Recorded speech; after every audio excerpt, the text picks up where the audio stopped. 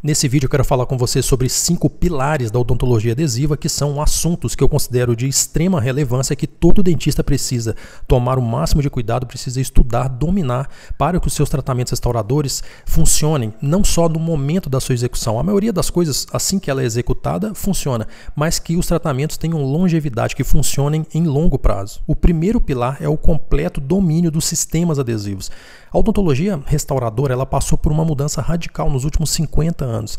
Essa mudança não aconteceu da noite para o dia, ela é lenta, gradual, mas sem dúvida é uma mudança profunda. Nós restaurávamos baseados no conceito, no paradigma da odontologia mecânica, em que o seu preparo cavitário era o principal responsável, o design que você dava para o preparo era o que de fato segurava a restauração ao dente, através da retenção friccional, de macro retenções também, e passamos a executar procedimentos adesivos, em que o protagonismo dessa retenção do material restaurador ao dente passou a ser o tratamento da superfície do dente e, no caso de restaurações indiretas, o tratamento da superfície interna da restauração. O elo fundamental que une a restauração ao dente é a camada híbrida, que é obtida através de um procedimento adesivo. Ao pensarmos de um ponto de vista microscópico, o verdadeiro elo de união entre o material restaurador e o dente é a camada híbrida, em se tratando, claro, de procedimentos adesivos. E isso acontece independente se você está fazendo uma restauração direta ou indireta. A gente costuma achar que nas restaurações diretas, quem une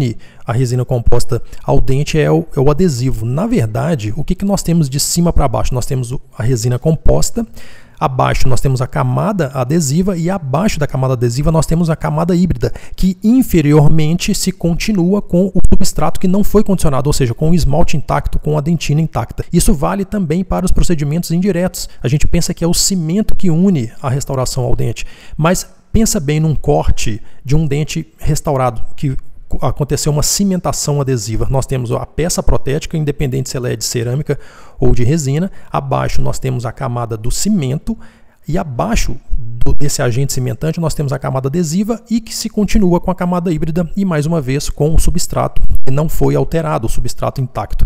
Então perceba que, independente do procedimento adesivo que você executa, se é realmente um procedimento adesivo verdadeiro, aqui eu não estou me referindo à cimentação, por exemplo, com cimentos autoadesivos, mas se é um procedimento adesivo propriamente dito, é a camada híbrida o elo mais importante e fundamental que une a restauração ao dente. Para executar, para formar uma camada híbrida estável e tecnicamente correta, vamos dizer assim, você precisa dominar a utilização dos sistemas adesivos que você tem disponível no mercado. O segundo pilar é a fotoativação. A fotoativação é tão fundamental, mas tão importante, que tudo que eu acabei de dizer sobre a formação da camada híbrida, se você não executa uma correta fotoativação, você coloca tudo a perder. O que é o adesivo? O que é a resina composta? O que é o cimento resinoso?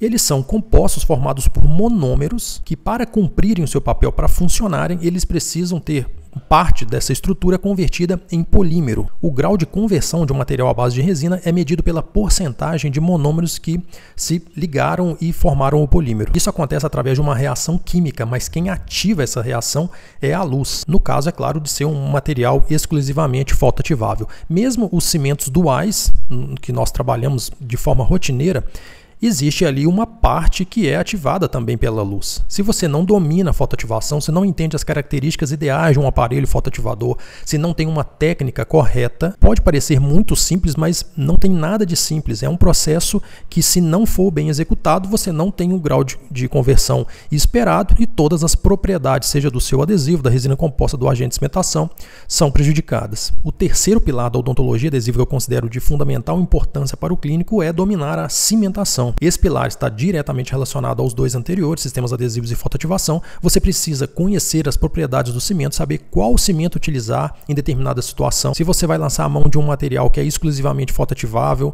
isso vai depender da espessura da peça, da sua opacidade, do material do qual ela é feita e também da qualidade, do tanto de energia que o seu aparelho consegue entregar, atravessando a espessura do material restaurador até atingir o alvo, que no caso de uma cimentação é o agente cimentante. Em muitos casos nós precisamos recorrer a materiais que têm também uma parte química, que é ativada quimicamente, no caso de cimentos duais, mas para aqueles casos que você tem uma segurança que pode ser executada a cimentação apenas com a parte fotoativável, você pode lançar a mão de um cimento resinoso, ou ainda em alguns casos de resina flow, até resina composta regular que foi aquecida, termomodificada. Todas essas variáveis você precisa dominar, conhecer o seu material e aplicar de acordo para cada situação. Uma mudança significativa que eu fiz nos últimos anos na minha prática foi separar em consultas distintas a hibridização da dentina e o procedimento de cimentação. Isso nada mais é do que o selamento dentinário imediato. Tem vídeo aqui no canal explicando sobre a técnica,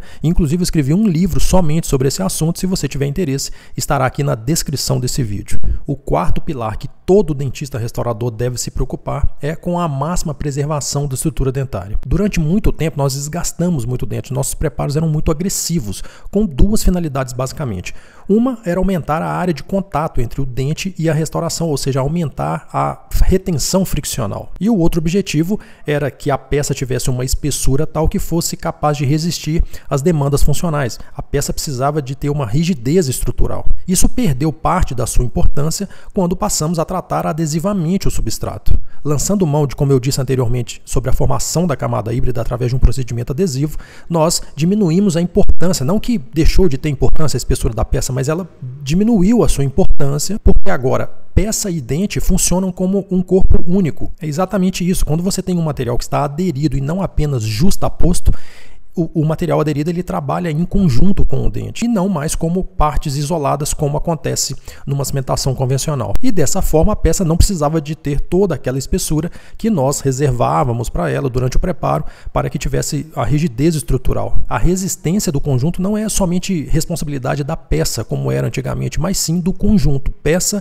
dente e camada híbrida. O quinto pilar que eu trago para você e é muito relevante, muito importante, é a oclusão. A oclusão desempenha um papel fundamental antes e depois do tratamento. Antes, através de um diagnóstico oclusal, você precisa conhecer características de uma oclusão saudável e de uma oclusão patológica para fazer, num primeiro momento, essa distinção. Você está diante de um paciente com uma oclusão patológica ou uma oclusão fisiológica? E oclusão fisiológica não se trata de uma oclusão ideal. Uma oclusão fisiológica é aquela na qual o seu paciente está totalmente adaptado, com ausência, sem nenhum sinal e sintoma clínico de patologia oclusal. O sistema estomatognático exerce adequadamente as suas funções principais de fonação, mastigação, deglutição, e o paciente se encontra saudável de um ponto de vista muscular e articular. Isso, como eu disse, não subentende um padrão perfeito, mas sim um padrão que está adaptado e que está funcionando bem. E uma grande dificuldade, principalmente para quem está começando, é identificar o fisiológico sem ter uma base, um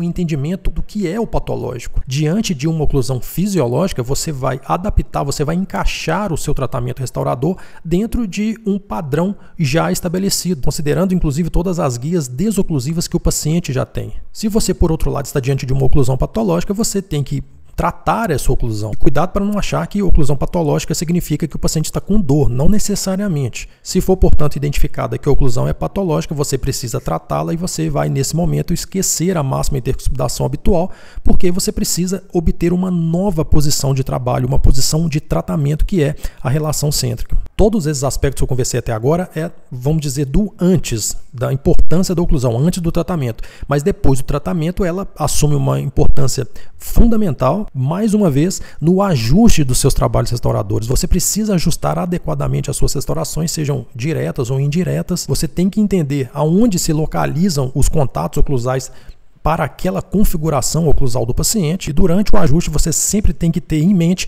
que ele não é apenas estático, mas sim também dinâmico, levando em conta as guias desoclusivas. Você precisa ter um entendimento claro de que os dentes anteriores protegem os dentes posteriores durante os movimentos excursivos da mandíbula e que os dentes posteriores protegem os anteriores, funcionando como um stop na posição final de fechamento da mandíbula. Esse nada mais é do que o princípio da oclusão mutuamente protegida. Você quer ver o conteúdo específico de oclusão aqui no canal? Deixa aqui nos comentários, eu vou adorar saber. Eu espero que esse vídeo tenha te ajudado. Esses são 5 pilares que eu considero fundamentais, que todo dentista restaurador precisa dominar. É isso aí, eu te encontro numa próxima oportunidade.